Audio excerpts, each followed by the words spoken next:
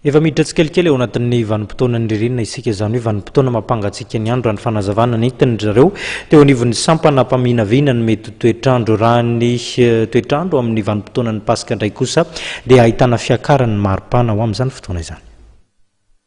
Antony mahatonga ny fiovaovan'ny toetry ny andro ka miteraka atsika ny maraina sy ny takariva ary hafanana kosa ny atoandro ny firosoan'ny vanim-potoana amin'ny manasa-taona. Efa manomboka hiditra ihany koa ny vanim-potoanan'ny ririnina raha teo isika raha ny fanazavan'ny mpamantatra ny toetry ny andro ka mahatonga ny fiovaovan'ny toetry ny andro. Na izany aza nefa dia somary hiakatra ny hafanana amin'ny faran'ny herinandro izao, izany hoe mandritra ny fetin'ny Paska. Amin'izao farafaran'ny herinandro izao dia averina fiakatra ny mari-pana sika manerana nosy na ny hafanana am-paodiny izany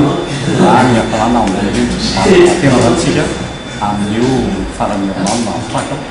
fa afana ny tosiny andro amin'ny kapbe saika manerana nosy miorana ny faritra tsinarany dia avitsy ihany koa ny rotsakoramelatsaka indrindra ny lavisy analan'ny faritra isany fahatran'izay dia vinavinaina tsara rateraka ny andro maraina somary misy any mbahoana saingy sy anepatsembana ny fety izay natao amin'io andron'ny ny mari-pana zany amin'izao fotoana izao dia roapolo na telopolo amin'izao andro amintsika izao fa notaiakatra izy io indrindra dia mpasina fotana ny resaka hoe fanazavan'izy